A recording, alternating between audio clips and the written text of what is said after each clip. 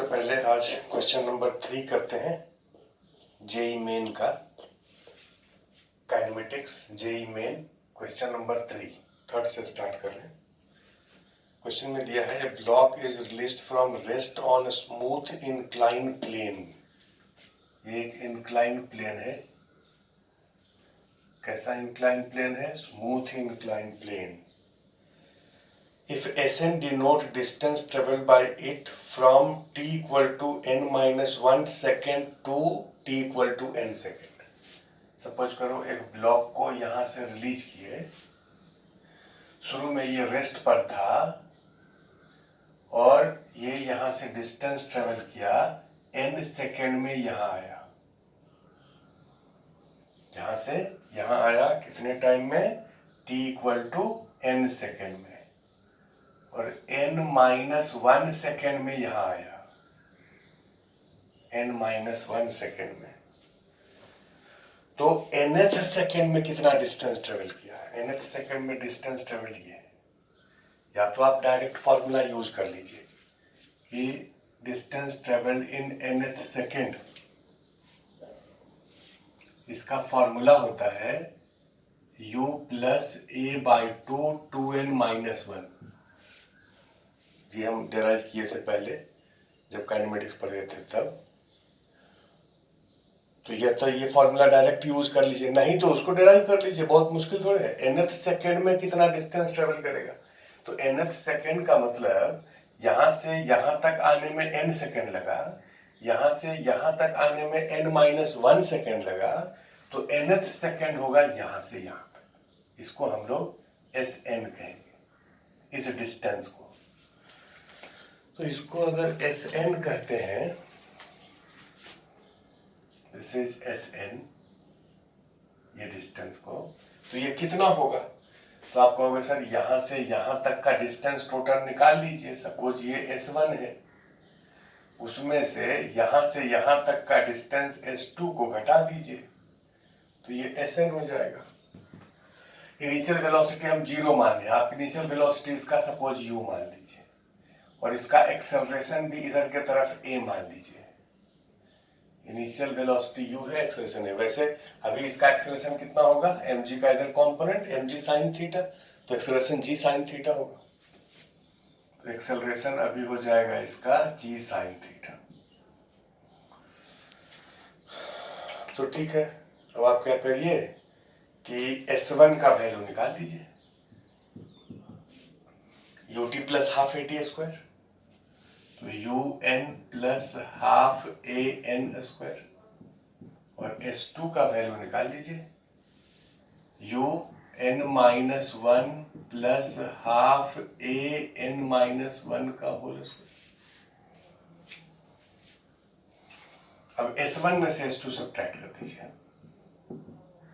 इसमें से इसको सब्ट्रैक्ट करना आता है। ये un है, ये un माइनस 1 है, इसमें से इसको घटाएंगे तो केवल u बचेगा, और इसमें से इसको घटाएंगे तो a बाई 2 बाहर, n square minus n minus 1 का होल स्क्वायर, तो a plus b into a minus b, तो 2n माइनस 1 हो जाएगा, और ये हो गया Sn। अगर Sn का वैल्यू इतना है, तुमसे पूछें कि Sn प्लस 1 कितना होगा, तो भाई n के जगह पर n प्लस 1 कर देंगे, u plus a by 2 n के जगह पर n प्लस 1 करिए, n plus 1 minus 1, u plus a by 2n plus 2 minus 1, तो प्लस 1। अब इस दोनों का रेशियो लेना था, Sn बाई Sn प्लस 1, इसका रेशियो कितना होगा? इसका रेशियो कितना होगा? और क्वेश्चन में कहा जा रहा है ब्लॉक स्टार्ट फ्रॉम रेस्ट, तो रेस्ट से स्टार्ट किया है, तब ये तो 0 हो गया, ये भी 0 हो गया। इसका और इसका रेशियो हो जाएगा 2n minus 1 by 2n plus 1। ये इसका आंसर हो जाएगा। क्वेश्चन नंबर 4 पर आते हैं। This figure shows graph of acceleration of particle as a function of time. Acceleration time graph दिया हुआ है। Maximum speed of particle is particle start from rest, particle अगर रेस्ट पर शुरू करता है तो मैक्सिमम स्पीड कितना होगा, मैक्सिमम स्पीड। ये जो ग्राफ तुमको दिया हुआ है एक्सेलरेशन टाइम का, मतलब एक्सेलरेशन तो टाइम के साथ चेंज कर रहा है, तो एक्सेलरेशन जो है फंक्शन ऑफ टाइम है, और अगर वेलोसिटी निकालना है तो इसको इंटीग्रेट करेंगे तो वेलोसिटी निकलेगा। एक्सेलरेशन टाइम ग्राफ का इंटीग्रेशन वेलोसिटी होता है, क्योंकि वेलोसिटी का डिफरेंशिएशन इंटीग्रेशन होता है। तो वेलोसिटी टाइम ग्राफ, वेलोसिटी भी टाइम का एक फंक्शन कोई होगा और इस फंक्शन का डिफरेंशियल ये होगा। तो वेलोसिटी अगर टाइम का फंक्शन है, सपोज करो v equal to g t है फंक्शन ऑफ टाइम, तो वेलोसिटी मैक्सिमम कब होगा, मैक्सिमम स्पीड का क्या मतलब, वेलोसिटी का मैग्नीट्यूड। तो वेलोसिटी मैक्सिमम कब होगा, जब इसका डिफरेंशियल 0 होगा। तो for maximum velocity dv by dt should be 0। कोई भी क्वांटिटी मैक्सिमम मिनिमम होता है उसके लिए उसका डिफरेंशियल 0 होता है। इसका मतलब एक्सेलरेशन क्या होना चाहिए, 0 होना चाहिए। अब ये बताओ कि एक्सेलरेशन कहां पर 0 है, एक तो 0 पर 0 है और दूसरा 4 पर 0 है। तो 0 से तो पार्टिकल स्टार्ट ही किया है, 0 से पार्टिकल स्टार्ट ही किया है। तो इसका मतलब हुआ कि वहां पर तो उसका स्पीड 0 था, धीरे धीरे उसका स्पीड बढ़ा, चेंज किया, 4 सेकेंड पर स्पीड जो है वो मैक्सिमम होगा। तो स्पीड मैक्सिमम होगा जब एक्सेलरेशन 0 होगा, और एक्सेलरेशन 0 कब हो रहा है, t इक्वल टू 0 पर एंड 4 पर। तो दोनों पर आप वेलोसिटी स्पीड निकाल दीजिए, 0 पर एंड 4 पर।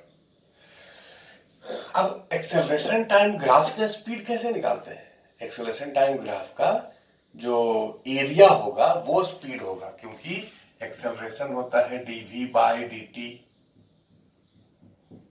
ये अगर ft है तो dv होगा ft dt का इंटीग्रेशन। इनिशियल स्पीड 0 है, फाइनल स्पीड v है, इनिशियल टाइम 0 है, फाइनल टाइम t है।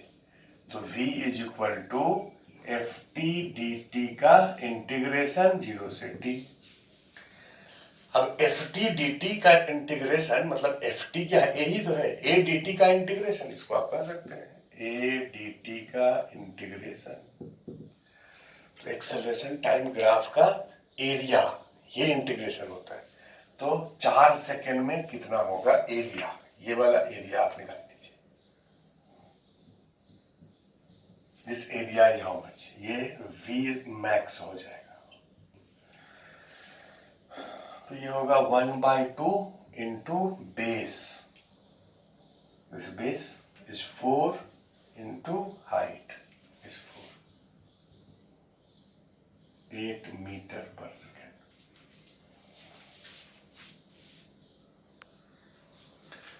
तो हम लोग आते हैं क्वेश्चन नंबर 8 पर। लिखा है 2 car A and B are travelling in same direction with velocity VA and VB। इसका VA है और इसका VB है। VA ग्रेटर देन VB, इसका स्पीड ज्यादा है इससे। When car A is at a distance S behind car B, A इससे S पीछे है। आप इमेजिन करो कि आप इस कार पर हैं, कोई आदमी इस कार पर है, ये एक कार जो है वो तुमसे पीछे है, तुम्हारा स्पीड कम है और पीछे वाले का स्पीड ज्यादा है, तो कुछ देर के बाद दोनों कोलाइड करेगा। तो आगे दिया है A apply brake producing uniform retardation a. तो पीछे वाले का स्पीड जब ज्यादा था तो वो ब्रेक लगाया, और जैसे ही ब्रेक लगाया तो उसका रिटार्डेशन शुरू हुआ, वो रिटार्डेशन ए है। तो रिटार्डेशन ए है तो एक्सेलरेशन कितना होगा, माइनस है, हमारे तरफ एक्सेलरेशन कितना होगा, माइनस है, उसका स्पीड घटेगा। अब उसके बाद लिखा है there will be no collision when. बताइए कॉलिजन कब नहीं होगा। हमारी कार जो जा रही थी पहले से 100 के स्पीड पर, उसका स्पीड 120 था, वो ब्रेक लगाया, तो कॉलिजन कब नहीं होगा, जब वो हमारे जस्ट पीछे आ करके उसका स्पीड हमारे स्पीड के बराबर हो जाए, उसका स्पीड हमारे स्पीड के बराबर हो जाए। क्योंकि आपको लिखा है apply brake producing uniform retardation a, there will be no collision if. तो कॉलिजन कब नहीं होगा? जब या तो हमारे पीछे आकर के उसका स्पीड हमारे बराबर हो जाए या हमसे कम हो जाए। तो मिनिमम कितना डिस्टेंस ट्रेवल करेगा? जैसे हम दोनों के बीच में एक पर्टिकुलर डिस्टेंस है, मिनिमम कितना डिस्टेंस हो जिससे कि कॉलिजन नहीं हो, तो हमारे पीछे आकर के जस्ट उसका स्पीड बराबर हो जाए। अगर हमारे पीछे आकर के रुक जाए, ये भी सोच सकते हो सर हमारे पीछे आकर के रुक जाए। अरे भाई, तो जब हमारे पीछे आकर के रुक जाए तो रुकने के लिए तो ज्यादा डिस्टेंस चाहिए। अगर पीछे वाले कार का स्पीड 120 किलोमीटर पर आवर है और वो ब्रेक लगाया है, तो बताओ रुकने में ज्यादा डिस्टेंस ट्रेवल करेगा या उसका स्पीड, हमारा स्पीड 100 था, तो हमारे स्पीड के बराबर आने में ज्यादा डिस्टेंस लगेगा। 120 से 100 आने में डिस्टेंस कम लगेगा और 120 से 0 जाने में डिस्टेंस ज्यादा लगेगा। तो मिनिमम कितने डिस्टेंस होगा जहां पर कि वो जाकर के रुक जाए? मिनिमम कितना डिस्टेंस होगा जहां पर कि जितना कि वो डिस्टेंस मूव करे और दोनों के बीच में कॉलिजन नहीं हो। कंडीशन यहां है कॉलिजन नहीं होना, और दूसरा डिस्टेंस क्या होना चाहिए? मिनिमम होना चाहिए। तो कॉलिजन नहीं होने के लिए कंडीशन क्या है कि उसका स्पीड हमारे या हमसे कम हो जाए, डिस्टेंस सबसे कम हो, ये भी साथ में अगर जोड़ दें तो इसका मतलब उसका स्पीड हमारे बराबर हो जाए, क्योंकि 100 से कम होने में तो ज्यादा डिस्टेंस ट्रेवल करना पड़ेगा।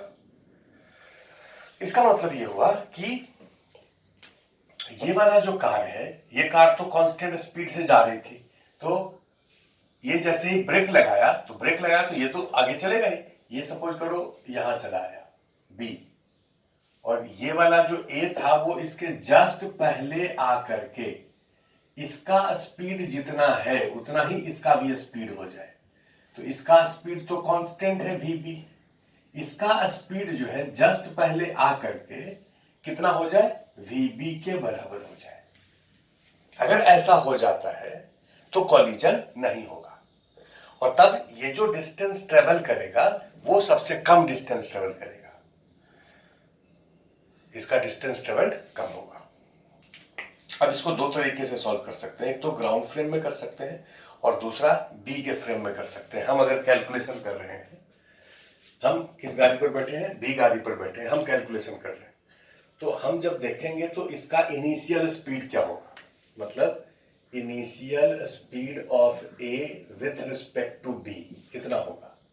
तो कहोगे initial speed of a v A minus v b, क्योंकि इसका इनिशियल स्पीड वी ए था, इसका इनिशियल स्पीड वी बी था, और ये चूंकि इससे ज्यादा है तो डायरेक्शन तो इधर ही रहेगा।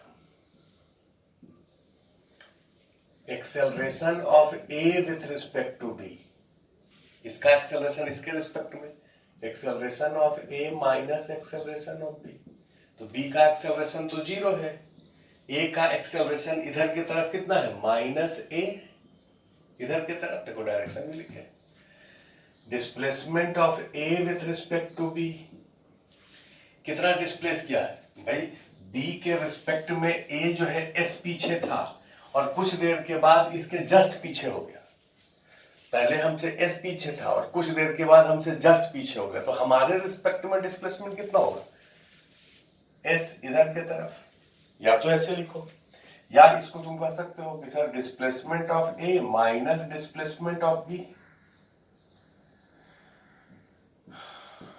ए का डिस्प्लेसमेंट ये है और बी का डिस्प्लेसमेंट ये है, इस वेक्टर में से ये वेक्टर को घटाओगे तो ये वेक्टर बचेगा, एस इधर की तरफ। अब इक्वेशन लिखो, v square velocity of B with respect to A का square minus initial velocity of B with respect to A का square equal to 2 acceleration of B with respect to A displacement of B with respect to A, v square minus u square 2as। Final velocity कितना होगा? Final velocity of ए, ये सब ए के respect में लिख रहे हैं, sorry, velocity of A with respect to b, initial velocity of A with respect to b, acceleration of A with respect to b, displacement of A with respect to b. A with respect to b कितना है 0, क्योंकि finally तो दोनों का speed बराबर हो गया, तो रिलेटिव स्पीड 0 हो जाएगा। तो यहां से ये डिस्टेंस क्या आएगा, मिनिमम डिस्टेंस आएगा। तो ये मिनिमम डिस्टेंस कितना है इसको निकालिए। ये एस जो है वो मिनिमम डिस्टेंस आएगा। अब देखो ये कितना हो गया 0 माइनस वी ए माइनस वी बी का square equal to 2 acceleration of A with respect to B minus A displacement of A with respect to B s. ये देखो सब एक ही डायरेक्शन में लिए है ना, तो इसको लिए हैं इधर, इसको भी इधर, इसको भी इधर, इसको भी इधर। ये एस क्या होगा, मिनिमम डिस्टेंस होगा। एस ए बी क्या होगा, मिनिमम डिस्टेंस। अच्छा एस ए बी निकाल लेते हैं, या इसको हम एस ए बी करते हैं। तो एस ए बी का वैल्यू कितना हो गया, एस का वैल्यू कितना हो गया, वी ए माइनस वी बी का स्क्वायर बाई 2a। ये जो एस है वो मिनिमम है, ये एस क्या है, मिनिमम है। इससे ज्यादा भी अगर वो, जैसे ये शुरू में जो है 100 मीटर डिस्टेंस था, तो ये दोनों जब चला तो ये इसके बराबर हो गया। अब अगर ये डिस्टेंस शुरू में 200 मीटर होता, 200 मीटर होता, तब तो कॉलिजन नहीं होता। ये जस्ट पीछे आकर के रुका है, तो उसको आप कह सकते हैं जस्ट कॉलिजन हुआ। टच करने का मतलब जस्ट कॉलिजन हुआ। तो ये जो एस का वैल्यू आया, इससे अगर ज्यादा हो जाए, इससे अगर ज्यादा हो जाए तो कॉलिजन नहीं होगा। तो एस का जो वैल्यू होगा, ये तो एस का मिनिमम वैल्यू है, तो ये एस कितना होना चाहिए, greater than equal to v A minus v B का स्क्वायर डिवाइडेड बाय 2a। अगर इसके बराबर है तो जस्ट कॉलिजन होगा, वो पीछे वाला कार आकर के जस्ट टच करेगा। अगर ये इससे बड़ा है, तो बड़ा होने का क्या मतलब, ये यहां से यहां आया और ये यहां पर आ गया, तभी इस दोनों का वेलोसिटी बराबर हो गया। तो जब यहीं पर दोनों का वेलोसिटी बराबर हो गया, तब तो कॉलिजन नहीं होगा। 1 मीटर दूर ही अगर वेलोसिटी बराबर हो गया तो कॉलिजन नहीं होगा। 5 मीटर दूर ही बराबर हो गया तो मिनिमम डिस्टेंस आप निकालें ना, इतना मिनिमम डिस्टेंस होगा जबकि वो आकर के जस्ट टच कर जाएगा कॉलिजन से पहले। अगर डिस्टेंस इससे ज्यादा है तब तो कॉलिजन नहीं होगा। तो distance greater than equal to this होना चाहिए। अब इसी क्वेश्चन को हम लोग सेकेंड मेथड से भी सॉल्व करेंगे। तो एक बार इसको और देख लेते हैं।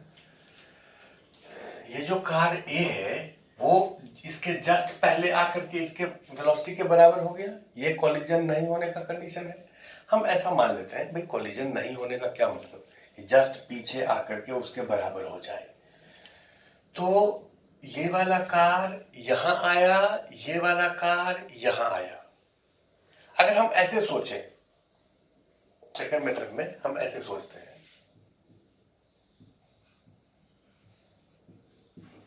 कि टी टाइम के बाद दोनों कार कोलाइड कर गया,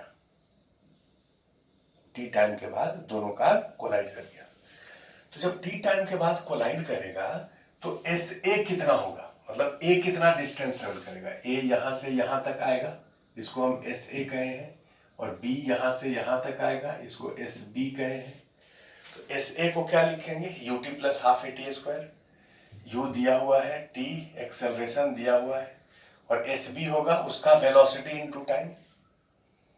S a minus s b, this s a minus s b, ये कितने के बराबर, एस के बराबर। इसमें से इसको सब्ट्रैक्ट कर दिया, इसको इधर ले आए, इसको भी इधर ले आए, तो ये टी में क्वाड्रेटिक इक्वेशन आ गया। टी का वैल्यू कैलकुलेट किया, तो टी होगा minus b plus minus b square minus 4ac divided by 2a। इतने टाइम के बाद कॉलिजन हो गया। अब हम कहें कि टी टाइम के बाद अगर कॉलिजन हुआ है तो दोनों को तो एक जगह पर होना चाहिए, दोनों एक जगह पर है। कॉलिजन होने का कंडीशन क्या है कि पोजीशन और टाइम सेम होना चाहिए। तो यहां से टी टाइम इसको लगा था, यहां से भी टी टाइम इसको लगा है, और दोनों एक ही पोजीशन पर है। तो कितने टाइम के बाद कॉलिजन होगा उसका आंसर ये है। अब हम कहें कि ये कब पॉसिबल नहीं है। इतने टाइम के बाद कॉलिजन हो गया ना, अब ये कब पॉसिबल नहीं है, तो ये पॉसिबल नहीं है जब डिस्क्रिमिनेंट जो है वो नेगेटिव हो जाए। तो डिस्क्रिमिनेंट को अगर नेगेटिव करते हैं तो VA माइनस VB का square minus 2AS less than 0। अगर ये नेगेटिव हो जाए तो टाइम इमेजिनरी हो जाएगा, मतलब ऐसा कोई रियल टाइम नहीं होगा जबकि ये कोलिजन हो जाए। और ये अगर इक्वल हो जाए तो वो जस्ट कोलिजन का केस होगा। जस्ट कोलिजन हो, अब जस्ट कोलिजन का क्या मतलब कि टच कर गया कि टच नहीं किया, वो तो लिमिटिंग केस है। तो आप इसको ग्रेटर ही रहने दीजिए, कोलिजन नहीं हो किसी भी हाल में, तो जस्ट नहीं हो, ग्रेटर इसका वैल्यू लेस देन 0 आप कर दीजिए। इसको इधर ले आइए तो VA माइनस VB का square less than 2AS, S हो गया इधर 2A से डिवाइड हो गया, यानी S ग्रेटर देन दिस, ये होना चाहिए एग्जैक्ट आंसर। इक्वल टू आप कह सकते हैं लिमिटिंग केस में, वैसे ऑप्शन में अगर ग्रेटर रहता तो ज्यादा अच्छा हम कहते, लेकिन इक्वल भी है तो ग्रेटर वाला तो एक ही है, बाकी एक इक्वल है, लेस इक्वल है, ग्रेटर वाला तो एक ही ऑप्शन है चारों में, तो फिर आप ग्रेटर देन इक्वल टू कह सकते हैं।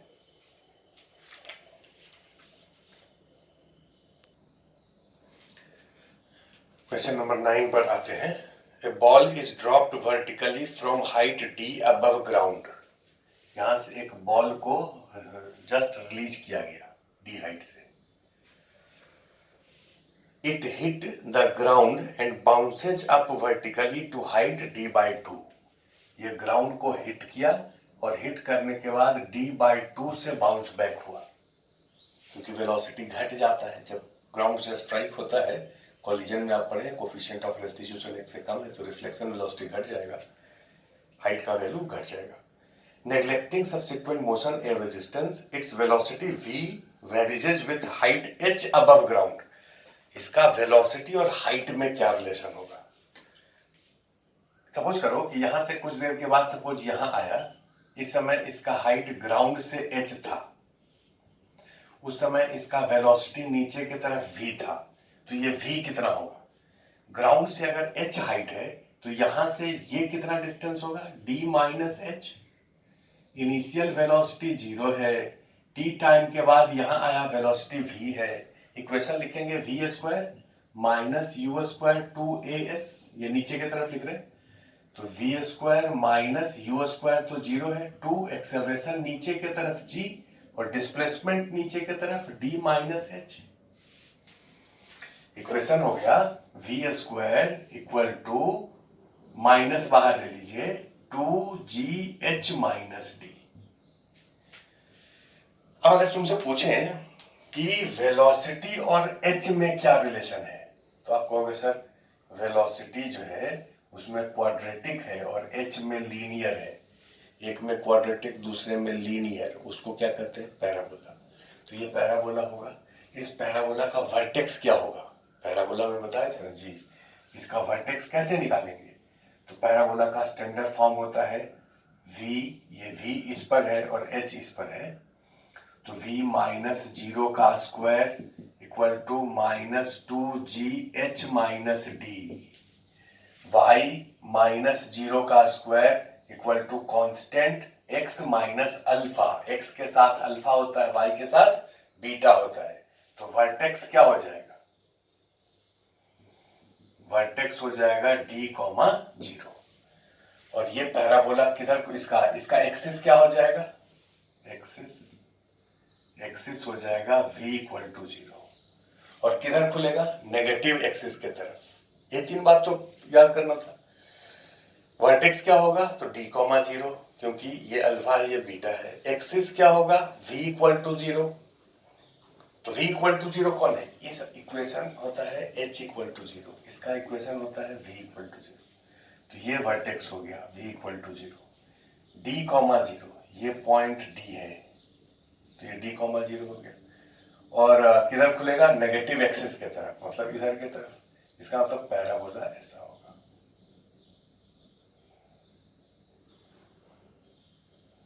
पैराबोला सिमेट्रिक कर्व है, ये पॉइंट है D, 0, ये पैराबोला होगा। अब इस पैराबोला में क्या ये पूरा होगा या केवल ये पार्ट होगा कि ये पार्ट होगा? तो भाई नीचे की तरफ जा रहा है तो वेलोसिटी नेगेटिव, ऊपर की तरफ जाता तो वेलोसिटी पॉजिटिव। यहां से लेकर के जब शुरू किया है तो यहां से यहां तक तो वेलोसिटी हमेशा नीचे की तरफ है, इसका मतलब वेलोसिटी नेगेटिव होना चाहिए। ये वाला पैराबोला का पार्ट होगा, ये वाला पार्ट को डॉटेड छोड़ देंगे। अब देखो शुरू में यहां था, जैसे जैसे वो नीचे आ रहा है, जैसे जैसे नीचे आ रहा है तो h का वैल्यू घट रहा है, h का वैल्यू डिक्रीज कर रहा है और वेलोसिटी नेगेटिव में इंक्रीज कर रहा है। कॉलिजन के समय वेलोसिटी सबसे ज्यादा है नेगेटिव में, उसके बाद फिर ये रिफ्लेक्ट करेगा, तो जैसे ही यहां रिफ्लेक्ट करेगा तो वेलोसिटी जो है वो घट जाएगा, क्योंकि हाइट आधा हो गया है तो वेलोसिटी पहले से डिक्रीज कर जाएगा। अब यहां से लेकर के यहां तक का ग्राफ कैसा होगा? तो यहां से यहां तक का ग्राफ फिर से पैराबोला ही होगा, जैसा ये ग्राफ है वैसा ही ये ग्राफ है, इक्वेशन तो ऐसा ही आएगा, लेकिन वेलोसिटी का साइन केवल पॉजिटिव हो जाएगा। तो ये जितना वेलोसिटी है इसका, ये जितना वेलोसिटी है यहां पर वेलोसिटी उससे घट जाएगा। मतलब अब जो ये यहां से ऐसे गया फिर यहां से ऐसे आया, अगर ऐसे आता तब ये वेक्टर ऐसे होता, इसको हम लोग ऐसे दिखाते हैं, उसके बाद फिर से ये कॉलिजन होता, फिर से गिरता तो ये ऐसे होता, ये ऐसे होता। जितना बार वो ऊपर नीचे होता तो उसका ग्राफ जो है ऐसे बनाते। आपको केवल यहां से यहां तक का बनाना है और फिर यहां से यहां तक का बनाना है। यहां से यहां तक का कहने का मतलब ये वाला पार्ट।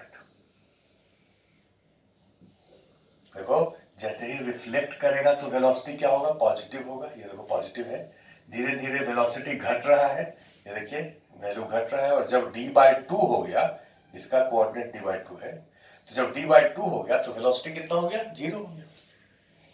तो ग्राफ ये होगा। 18 क्वेश्चन पर आते हैं हम लोग, इसके बाद 9 के बाद 18 कर रहे हैं।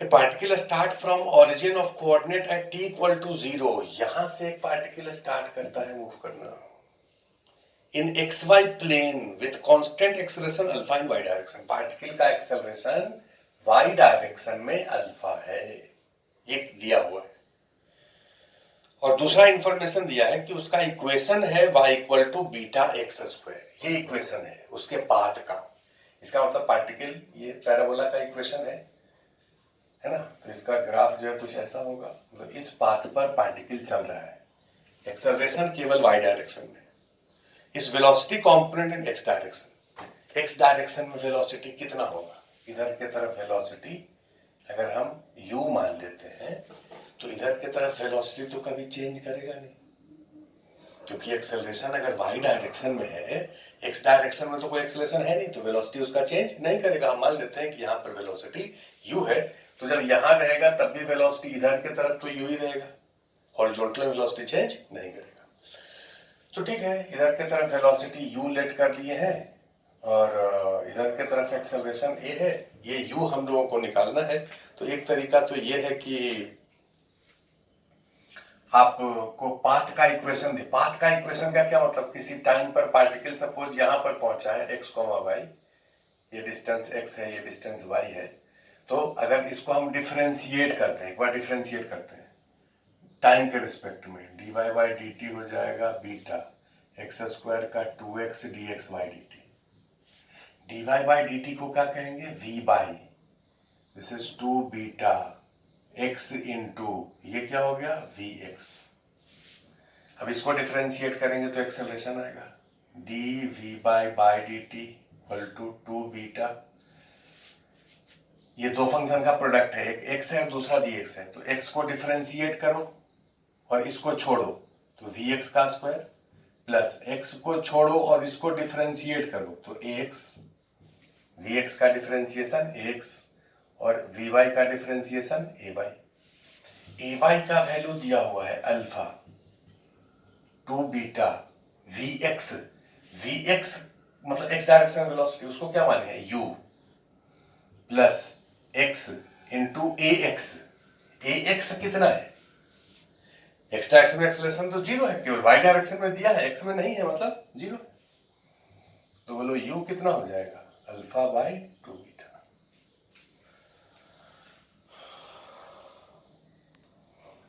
इस क्वेश्चन को आप ऐसे भी सोच सकते थे, आप तो यहां से प्रोसीड किए ना।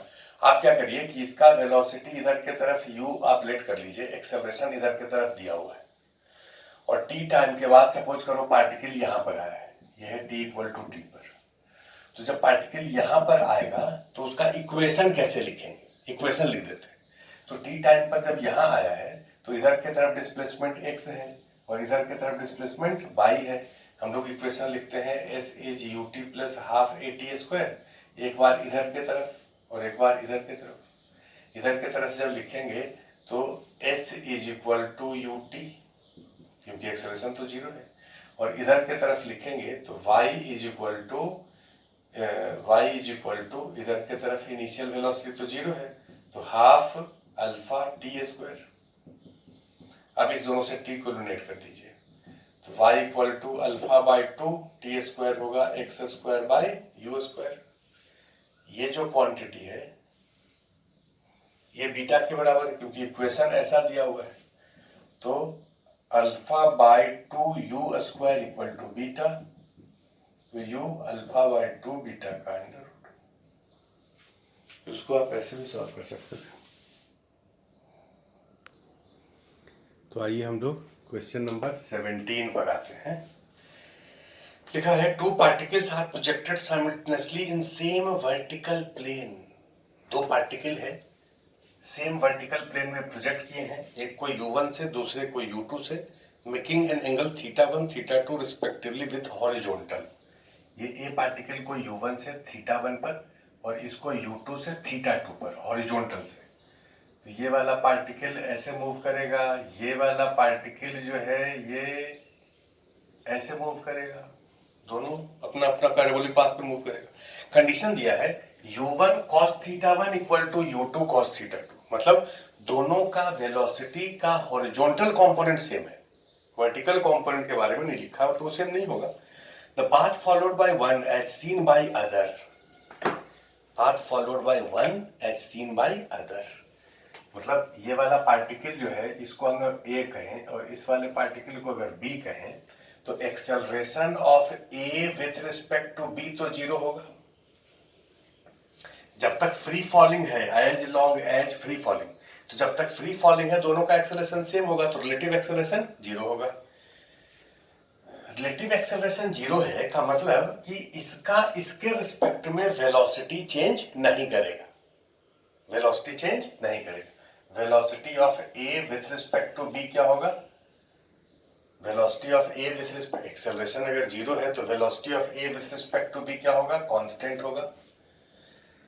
अब velocity of A with respect to B in x direction क्या होगा, तो कहोगे एक्स डायरेक्शन में इसका वेलोसिटी माइनस इसका वेलोसिटी, तो एक्स डायरेक्शन दोनों का वेलोसिटी तो सेम है, तो ये तो जीरो हो गया।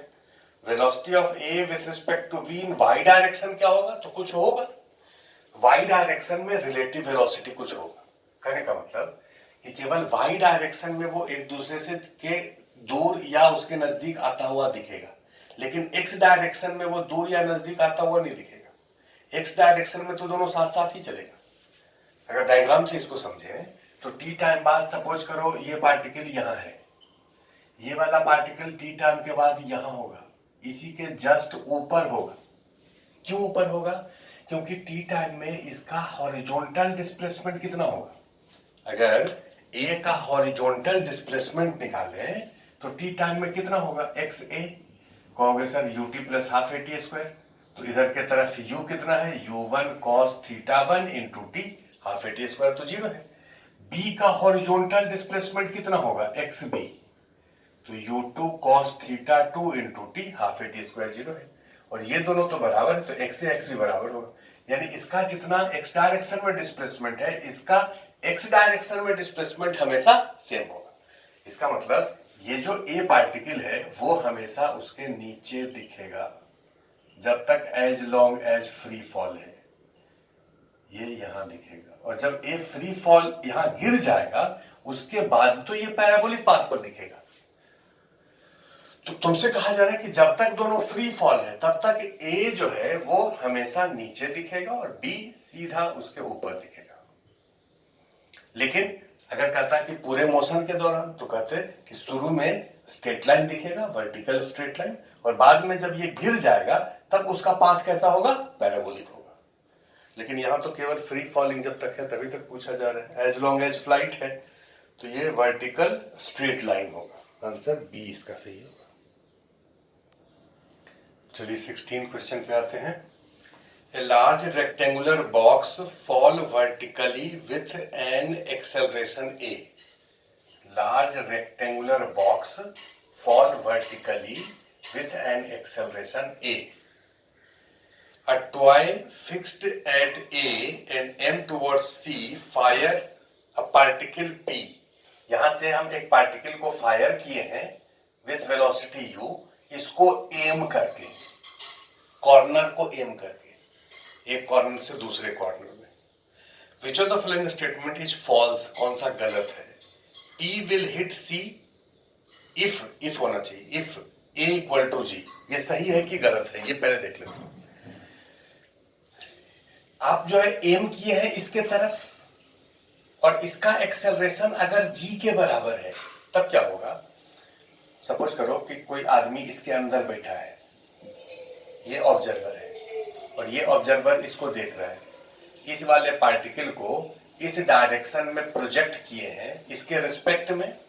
ये जो बॉक्स है उस बॉक्स के रिस्पेक्ट में u वेलोसिटी से आप फायर किए हो, तो initial velocity of this particle with respect to box, ये u इस डायरेक्शन में है।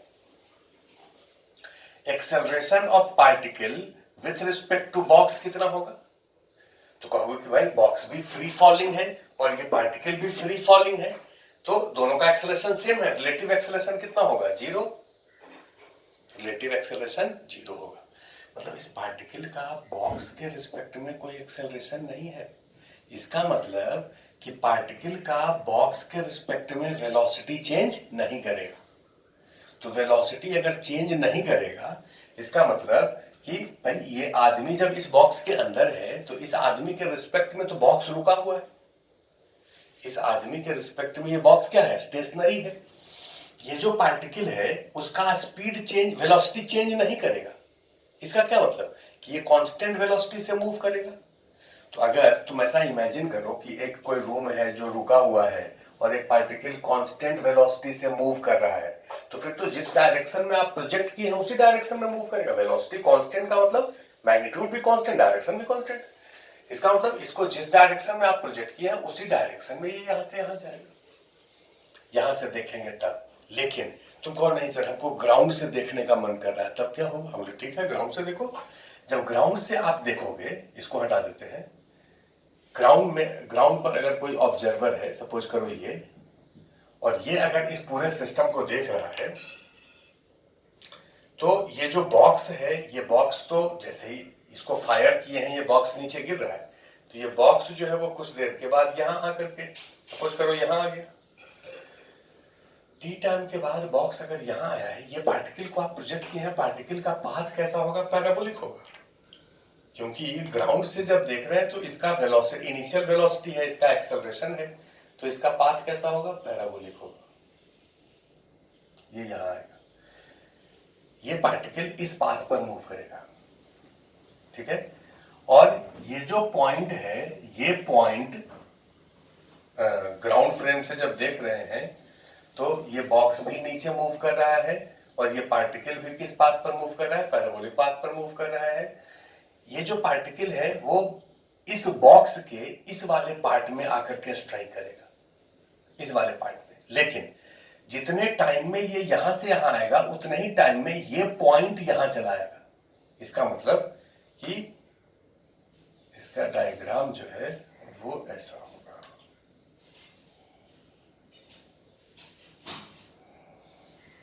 ये बॉक्स है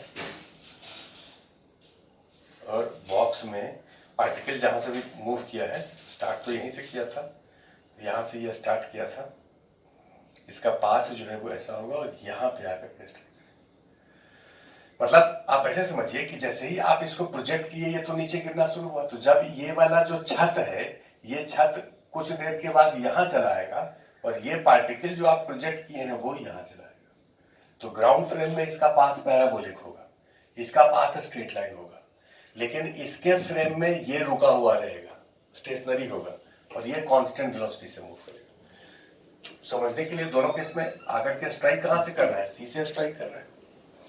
अब अगर इसका एक्सेलरेशन सपोज 0 हो जाए, ये रुका हुआ रहे, ये सपोज करो रुका हुआ रहे, तब क्या होगा? तब तो भाई ये अगर रुका है मतलब ये पॉइंट नीचे नहीं आ रहा है, तो ये केवल ऐसे आकर के स्ट्राइक करेगा। इसका पाथ क्या होगा? पैराबोलिक होगा, इस वॉल पर स्ट्राइक करेगा। मतलब एक्सेलरेशन अगर g से कम है, रुका हुआ है का मतलब g से कम है, तो अगर एक्सेलरेशन लेस देन g है,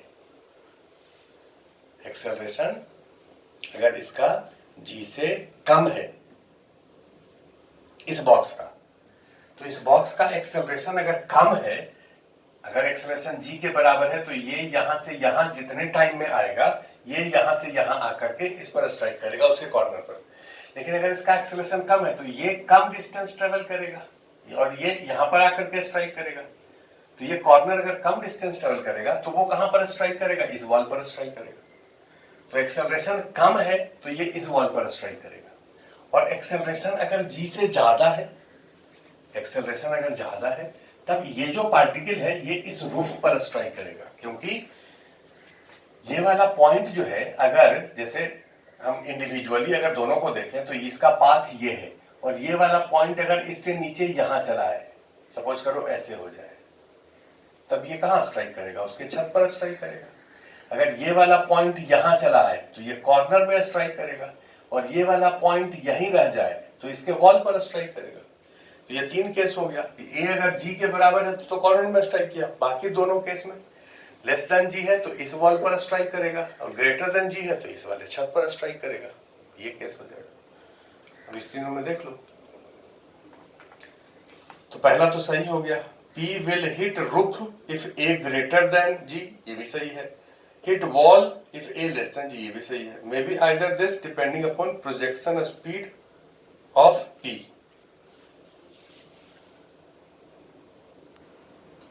पहला तीनों तो सही हो गया। चौथा है may be either A B C depending upon projection speed. नहीं, तो प्रोजेक्शन स्पीड पर डिपेंड कहां कर रहा है? स्पीड तो इसका कम हो या ज्यादा हो।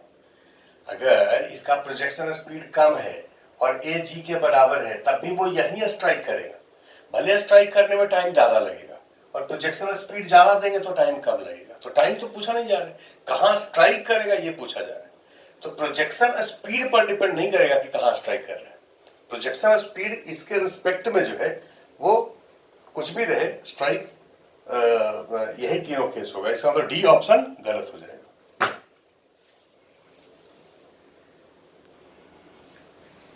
21वां क्वेश्चन में है an aircraft flying horizontally at 360 kilometre per hour. ये हवाई जहाज है, 360 से जा रहा है, यहां से एक बॉम्ब लगा हुआ है, और वेलोसिटी रिलेटिव टू एयरक्राफ्ट 0 है। मतलब इस बॉम्ब का वेलोसिटी उतना ही होगा जितना एयरक्राफ्ट का वेलोसिटी है, दोनों साथ साथ जा रहा था। और यहाँ पर इस बॉम्ब को रिलीज किए हैं, और 200 मीटर दूर ये टैंक है, ये बॉम्ब इस टैंक को आकर के लगता है। तो ये हाइट कितना है ये बताना है, दुनिया का सबसे आसान सवाल। आप मान लो ये एयरक्राफ्ट नहीं है, एक पार्टिकल है जिसको प्रोजेक्ट किए हैं इधर की तरफ इतने स्पीड से, ये h कितना होगा अगर इस पॉइंट पर आकर के ये गिरता है 200 मीटर। तो इक्वेशन हमारे पास है s is ut plus half at square, इसको इधर के तरफ लिख रहे हैं यहां से यहां तक। तो बोलो s कितना 200, इनिशियल वेलोसिटी कितना ये 360 किलोमीटर पर आवर का मतलब 360 इंटू 5/18,